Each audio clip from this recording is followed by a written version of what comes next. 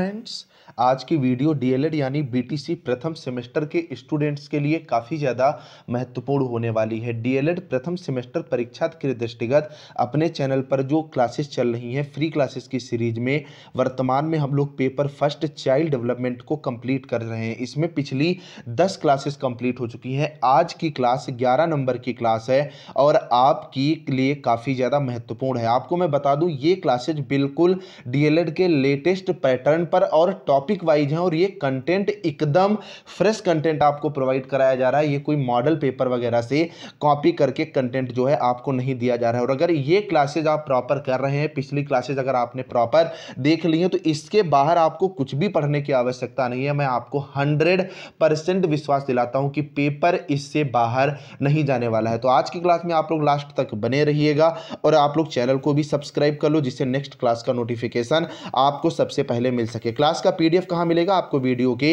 बीच में पता चलेगा। तो आज हम लोग बात करने वाले हैं स्किनर साहब के सक्रिय अनुकूलित अनुक्रिया सिद्धांत के बारे में। यहां से आपका एक प्रश्न जो है वो शॉर्ट क्वेश्चन का बनना तय है। तो सबसे पहले बात आती है कि जो स्किनर साहब ने सक्रिय अनुकूलित अनुक्रिया सिद्धांत प्रतिपादित किया, आखिर है क्या। तो इस सिद्धांत का प्रतिपादन जो है वो बीएफ स्किनर द्वारा किया गया। स्किनर महोदय ने व्यवहारिक मनोविज्ञान के क्षेत्र में विभिन्न महत्वपूर्ण प्रयोग किए। अब यहां पर पहला सवाल आपका ऑब्जेक्टिव टाइप में बन जाता है कि जो स्किनर साहब ने मनोविज्ञान के तहत अपने प्रयोग किए वो किस पर आधारित थे। तो वो सारे के सारे व्यवहारिक थे। इनके द्वारा प्रतिपादित सक्रिय अनुकूलित अनुक्रिया सिद्धांत वर्णनात्मक व्यवहार पर जो है वो आधारित है। मतलब इन्होंने जो अपना सिद्धांत दिया, अपना जो प्रयोग किया, वो किस पर आधारित था। तो वो वर्णनात्मक व्यवहार पर आधारित था कि एक व्यक्ति में आप अगर कॉन्टिन्यूअसली उसके व्यवहार को आप देखते हो तो किस तरह का परिवर्तन आता है और वो किस तरह का सामने वाले से एक्ट करता है। इस सिद्धांत के माध्यम से स्किनर महोदय ने सीखने के लिए सुनियंत्रित परिस्थितियों के सृजन पर जो है वो बल दिया है। इनका यह कहना था, अगर नियंत्रण में लगातार एक तरीके से परिस्थितियां बनाई जा रही हैं तो मानव जो है, जो व्यक्ति है, वो सीखने में ज्यादा सक्षम होता है, बजाय इसके कि अगर अनियंत्रित चीजें उसके जीवन में घटित हो रही हैं। अब सबसे महत्वपूर्ण सवाल आता है और यह सवाल आपसे वेरी शॉर्ट में पूछा भी गया है कि सक्रिय अनुकूलित अनुक्रिया का जो है वो अर्थ क्या है। मतलब स्किनर साहब ने जो सिद्धांत प्रतिपादित किया उसका अर्थ क्या है। तो सक्रिय अनुकूलित अनुक्रिया अधिगम की एक जो है वो प्रक्रिया है। अधिगम का मतलब होता है लर्निंग, ठीक है। अधिगम का क्या मतलब होता है, लर्निंग होता है। तो जो सक्रिय अनुकूलित अनुक्रिया है ये सीखने एक प्रक्रिया है जिससे सतत अथवा संभाव्य अनुक्रिया जो है वो होती है। उसमें जो आप कल्पना करते हो वो अनुक्रिया हो सकती है या कोई अनुक्रिया ऐसी हो सकती है जो कॉन्टिन्यूअसली चल रही है। ऐसे समय में सक्रिय अनुकूलित अनुक्रिया की जो है वो शक्ति बढ़ जाती है। यहां पर शक्ति बढ़ने से यह तात्पर्य है कि जो अनुक्रिया करने वाला व्यक्ति है उसकी शक्ति जो है यहां पर बढ़ जाती है और वो अधिगम में, सीखने में और ज्यादा प्रबल हो जाता है। अब बात निकल करके आती है कि ये अनुक्रिया कितने प्रकार की होती है। तो अनुक्रिया जो है वो दो प्रकार की होती है। पहली आ जाती है अनुक्रियात्मक अनुक्रिया। मतलब इस प्रक्रिया की अनुक्रिया जो है वो इस प्रकार के अधिगम से संबंधित होती है। इस अनुक्रिया अंतर्गत पुनर्बलन हेतु एक ज्ञात उद्दीपक को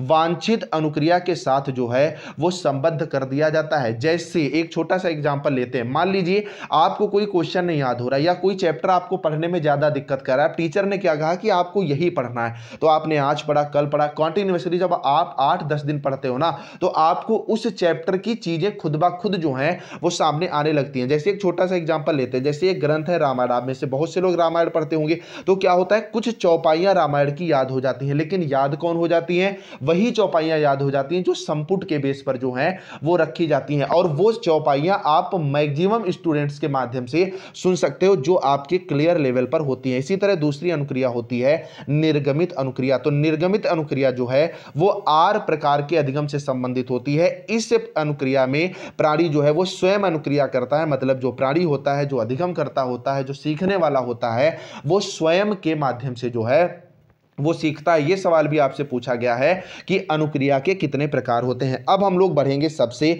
महत्वपूर्ण मुद्दे की ओर कि जो ये स्किनर साहब थे, इन्होंने प्रयोग किस पर किया और इनका प्रयोग जो है वो क्या था। इसके पहले मैं बता दूं कि जो पिछली क्लासेस हम लोगों की हो चुकी हैं डीएलएड फर्स्ट सेमेस्टर परीक्षा के दृष्टिगत, जिसमें हम लोग बाल विकास के महत्वपूर्ण घटक को कंप्लीट कर चुके हैं। जितनी अवस्थाएं हैं, शैशवावस्था, बाल्यावस्था, किशोरावस्था, उसके अलावा हम लोग बुद्धि, बुद्धि लब्धि और साथ में अन्य व्यक्तित्व वगैरह, अधिगम के प्रकार और जो आपका मतलब पावलोव साहब का सिद्धांत, बहुत सारे टॉपिक कर चुके हैं और पूरी की पूरी प्लेलिस्ट बनी हुई है, आप लोग वो ले सकते हैं, या डिस्क्रिप्शन में मैंने टेलीग्राम ग्रुप का लिंक दे दिया। और ये डीएलएड को डेडिकेटेड टेलीग्राम ग्रुप है। इस टेलीग्राम को अगर आप ज्वाइन कर लोगे तो आपको केवल डीएलएड की ही क्लासेस मिलेंगी, तो आप लोग इस टेलीग्राम को भी जरूर ज्वाइन कर लेना। अब सबसे बड़ी बात आती है कि स्किनर साहब का प्रयोग क्या था और यह प्रयोग किस पर था। अजय पावलोव साहब ने क्या किया था, उन्होंने कुत्ते पर जो है वो प्रयोग किया था, कुत्ते को रोटी दी थी। लेकिन इन्होंने क्या किया, इनका जो प्रयोग था वो सफेद चूहों पर था। इस पर भी आप अच्छे से ध्यान रखिएगा। अपने सिद्धांत की पुष्टि हेतु स्किनर ने सफेद चूहों पर जो है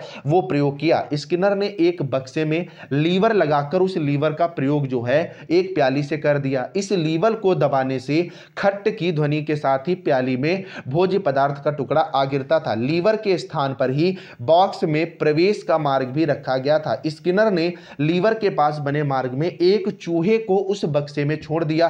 प्रवेश करते समय चूहे का पैर स्वाभाविक रूप से उस लीवर पर पड़ा तथा खट की ध्वनि हुई। इसके साथ ही चूहा बक्से में प्रवेश कर गया और उसने वहां खाद्य पदार्थ को खा लिया। स्किनर के द्वारा इस प्रयोग की पुनरावृत्ति की गई। उन्होंने देखा भूख लगने पर चूहा बार बार लीवर को जो है वो दबाना सीख गया था। कहने का मतलब यह था, इन्होंने एक बॉक्स लिया, बॉक्स में एक इन्होंने लगा दिया लीवर, ठीक है। लीवर का कांटेक्ट इस तरह से कर दिया कि आप लीवर को जैसे ही खींचेंगे, नीचे प्याली थी उसमें भोज्य पदार्थ जो है वो गिर जा रहा था और खट की आवाज हो रही थी। तो चूहे का मार्ग भी उन्होंने यहीं से दे दिया। अब चूहा क्या होता था, चूहा यहां जाता था तो लीवर अपने आप खींच जा रहा था और जो भोज्य पदार्थ था वो कटोरी में गिर जा रहा था और चूहा यहां से भोज्य पदार्थ जो है वो खा ले रहा था। तो ये जो है इस प्रक्रिया की पुनरावृत्ति की गई। पुनरावृत्ति मतलब इस क्रिया को बार बार दोहराया गया। जब बार बार दोहराया गया तो चूहे को यह पूरी तरह से आभास हो गया स्वाभाविक रूप से कि अगर हम इस मार्ग पे जाएंगे, लीवर खींचेगा तो हमें जो है वो खाना मिलेगा। तो चूहा वो जो है वो पुनरावृत्ति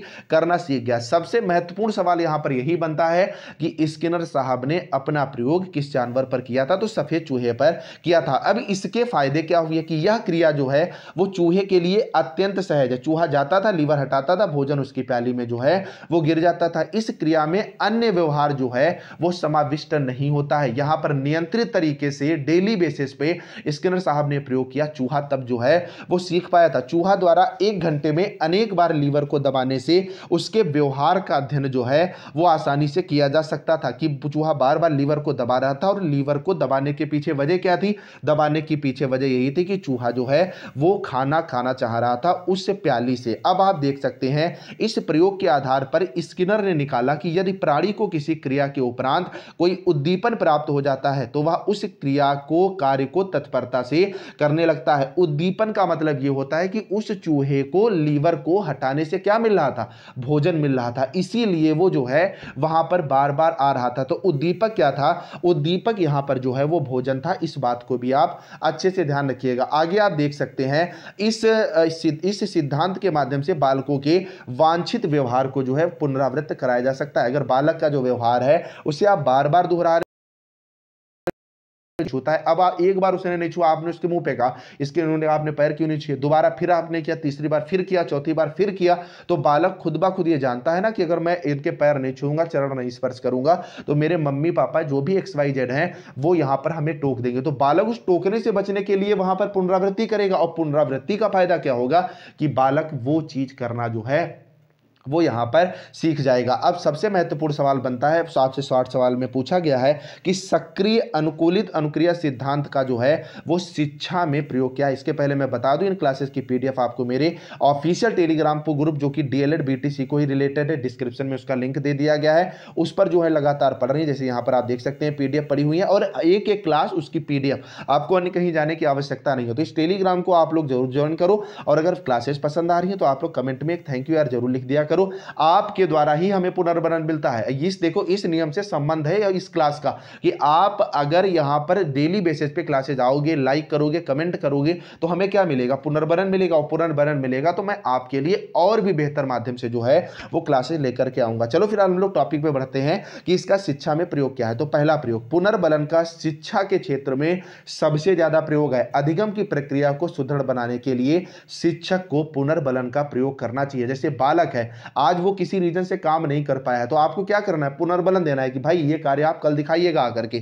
किसी रीजन से वो कल भी नहीं कर पा रहा तो आप उससे परसों देखिए, लेकिन आपने आज ही छोड़ दिया, आपने उसका वर्क ही नहीं देखा, तो ऐसे में उसको क्या मिल जाएगी, सही मिल जाएगी, दोबारा वो काम करेगा ही नहीं। मतलब पुनर्बलन का यहां पर सीधे आशय यही होता है कि किसी के काम को बार बार करवाना, उसकी पुनरावृत्ति करवाना, और वो धीरे धीरे क्या होती है, व्यक्ति की आदत बन जाती है। दूसरा पॉइंट आता है, शिक्षक को छात्रों के समझ विषय वस्तु को छोटे छोटे भागों के रूप में जो है वो प्रस्तुत करना चाहिए, क्योंकि इससे छात्र अत्यंत शीघ्रता एवं सरलता से सीख सकते हैं। अब देखिए होता क्या है, जैसे एक छोटा सा एग्जांपल लेता हूं, आपके क्लास में क्या होता है कि आपको एक चैप्टर जो है वो 5 दिन पढ़ाया जा सकता है। अब टीचर मान लीजिए कोई मैथ का डेडिकेटेड टीचर है, अब वो ये चैप्टर 5 दिन में भी पढ़ा सकता है, और उसकी क्षमता ये भी है कि वो एक दिन में भी चैप्टर पढ़ा देगा। लेकिन अगर वो इस चैप्टर को एक दिन में पढ़ाएगा तो आप नहीं सीख पाओगे।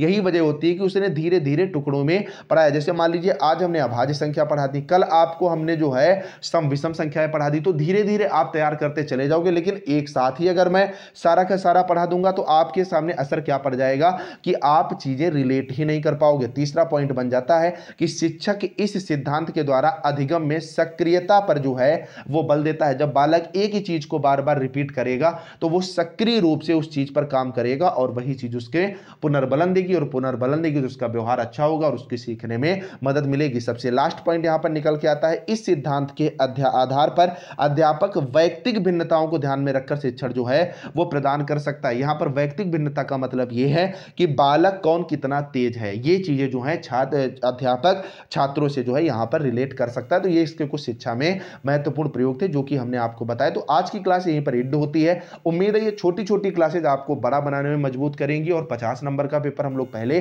कवर कर रहे हैं। तो सबसे पहली बात, आप लोग पिछली क्लासेज जरूर देखो, कमेंट में बताओ क्लासेस कैसे लेंगे, और चैनल को आप लोग जरूर सब्सक्राइब करो। चलिए फ्रेंड्स, मिलते हैं नेक्स्ट वीडियो के साथ, तब तक के लिए बाय।